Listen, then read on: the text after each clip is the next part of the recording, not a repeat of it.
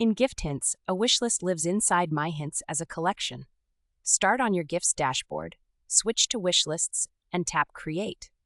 Choose Wishlist at the top, then add a banner so the list feels personal before anyone sees it.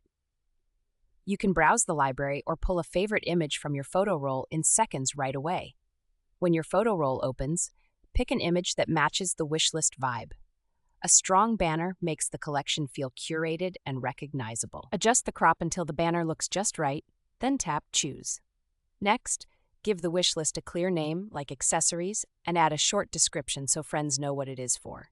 If you want help building the list, add a collaborator, maybe a friend or family member.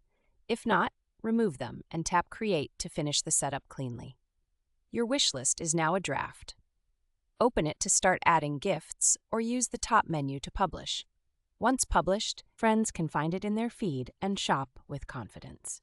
GiftHintz. Give the gifts they love. Get the gifts you want.